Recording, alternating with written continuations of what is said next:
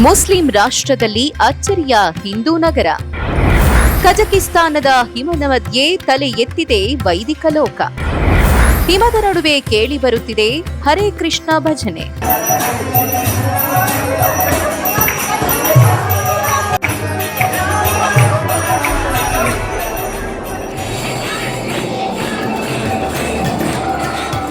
Kazakhstan Muslim ರಾಷ್ಟ್ರ ಎಂದೇ ಗುರುತಿಸಿಕೊಂಡಿರುವ ರಾಷ್ಟ್ರ. -12 ಚಳಿಯ ನಡುವೆ ಹಿಮದಿಂದ ಆವೃತವಾದ ಬೆಟ್ಟಗಳ ಸಾಲು ತುಂಬಿರುವ ರಾಷ್ಟ್ರ.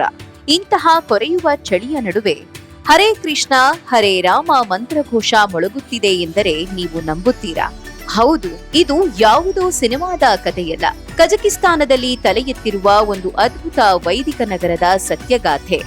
ಈ ಗುಪ್ತ ಬೃಂದಾವನದ ರಹಸ್ಯ ಏನು? ಈ ಸ್ಟೋರಿ ನೋಡಿ.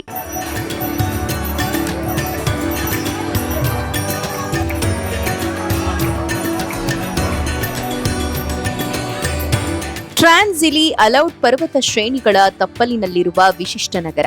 ಕಜಕಿಸ್ತಾನದ ಅಲ್ಮಟಿ ಪ್ರಾಂತ್ಯದಲ್ಲಿರುವ ಈ ನಗರದ ಇಲ್ಲಿನ ಪ್ರತಿ ಮನೆಯಲ್ಲೂ ಶ್ರೀಕೃಷ್ಣನ ಮಂದಿರವಿದೆ. ಬೆಳಗ್ಗೆ ಎದ್ದ ಕೂಡಲೇ ವೇದ ಮಂತ್ರಗಳ ಘೋಷ, ತುಳಸಿ ಗಿಡದ ಸುಗಂಧ ಮತ್ತು ಮಂದಿರದ ಘಂಟನಾದ ಇವು ಪ್ರತಿನಿತ್ಯ ಇಲ್ಲಿ ಕಂಡುಬರೋ ದೃಶ್ಯಗಳು.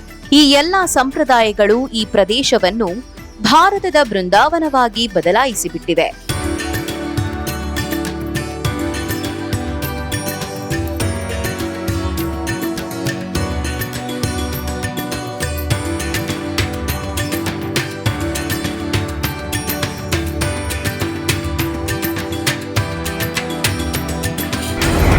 ಮುಸ್ಲಿಂ ದೇಶದಲ್ಲಿ ಗೋಶಾಲೆ ಮತ್ತು ಕೃಷ್ಣನ ಭಜನೆ.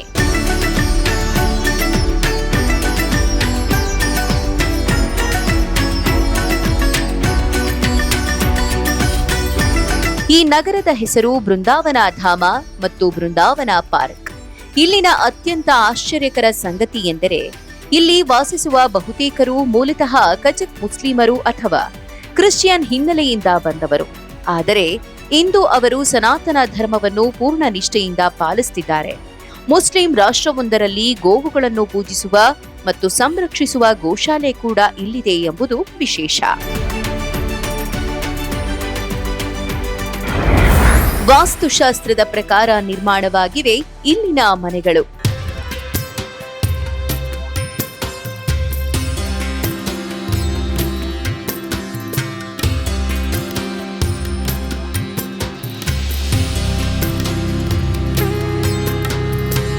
ಇಲ್ಲಿನ ಮನೆಗಳನ್ನು ಕೇವಲ ಮರ ಮತ್ತು ಕಾಂಕ್ರೀಟ್ನಿಂದ ಮಾತ್ರ ಕಟ್ಟಲಾಗಿಲ್ಲ, ಬದಲಾಗಿ ಸಂಪೂರ್ಣವಾಗಿ ವಾಸ್ತುಶಾಸ್ತ್ರದ ನಿಯಮಗಳಂತೆ ನಿರ್ಮಿಸಲಾಗಿದೆ. ಈ ನಗರ 4 ಪ್ರಮುಖ ಸ್ತಂಭಗಳ ಮೇಲೆ ನಿಂತಿದೆ. ಅತಿಥಿಗಳ ಸತ್ಕಾರಕ್ಕಾಗಿ ಗೆಸ್ಟ್ ಹೌಸ್ಗಳು, ಕೀರ್ತನೆ ಮತ್ತು ಶಾಸ್ತ್ರಗಳ ಅಧ್ಯಯನಕ್ಕಾಗಿ ಸರಸ್ವತಿ ಹಾಲ್, ಸನಾತನ ಸಂಸ್ಕೃತಿಯ ವಸ್ತ್ರ ಮತ್ತು ಕಲಾಕೃತಿಗಳ ತಯಾರಿಕೆಗಾಗಿ ಶ್ರೀಕೃಷ್ಣ ಕ್ರಿಯೇಟಿವ್ ಹೌಸ್. ಇವು ಇಲ್ಲಿನ ವಾತಾವರಣವನ್ನ ಸಂಪೂರ್ಣ ಸನಾತನಗೊಳಿಸಿಬಿಟ್ಟಿವೆ. ಕಜಕ್ ಪಂಡಿತರಿಂದ ಸಂಸ್ಕೃತ ಮತ್ತು ಭಗವದ್ಗೀತೆ ಬೋಧನೆ. ಸನಾತನದ ಪರಿಪಾಲಕ ಶಕ್ತಿ ಚೈತನ್ಯ ಚಂದ್ರಚರಣ್ ದಾಸ್. ಇಲ್ಲಿನ ಭಗವದ್ಗೀತೆ ಲೈಬ್ರರಿಯಲ್ಲಿ ಸಾವಿರಾರು ವೈದಿಕ ಗ್ರಂಥಗಳಿವೆ. ವಿಶೇಷವೆಂದರೆ ಒಬ್ಬ ಕಜಕ್ ಪಂಡಿತ ಇಲ್ಲಿನ ಜನರಿಗೆ ಸಂಸ್ಕೃತ ಕಲಿಸುತ್ತಾರೆ. ಇದರಿಂದ ಕಜಕಿಸ್ತಾನಿಗಳು ಭಗವದ್ಗೀತೆಯನ್ನು ಮೂಲ ಭಾಷೆಯಲ್ಲೇ ಓದಬಹುದಾಗಿದೆ. ಇಲ್ಲಿನ ಮಕ್ಕಳು ಕೂಡ ಕೃಷ್ಣನ ಭಕ್ತಿಯಲ್ಲಿ ಮಿಂದೇಳುತ್ತಾರೆ. ಈ ಇಡೀ ವೈದಿಕ ನಗರದ ನಿರ್ಮಾಣದ ಹಿಂದೆ ಅಲೆಕ್ಸಾಂಡರ್ ಖಾಕಿಮೋವ್ ಅವರ ಶ್ರಮವಿದೆ. ಇವರನ್ನು ಚೈತನ್ಯ ಚಂದ್ರ ಚರಣ್ ದಾಸ್ ಎಂದೇ ಕರೆಯಲಾಗುತ್ತದೆ. ಇವರ ದೃಢ ಸಂಕಲ್ಪದಿಂದಾಗಿ ಇಂದು ಕಜಕಿಸ್ತಾನದ ಈ ಭಾಗ ಸನಾತನ ಧರ್ಮದ ಜೀವಂತ ಉದಾಹರಣೆಯಾಗಿ ಹೊರಹೊಮ್ಮಿದೆ.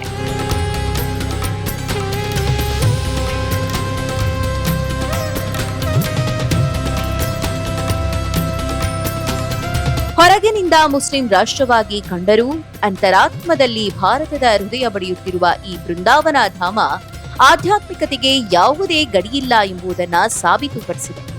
ನೀವು ಎಂದಾದರೂ ಕಜಕಿಸ್ತಾನಕ್ಕೆ ಹೋದರೆ ಈ ಅದ್ಭುತ ವೈದಿಕ ನಗರಕ್ಕೆ ಭೇಟಿ ನೀಡಲು ಮರಿಬೇಡಿ.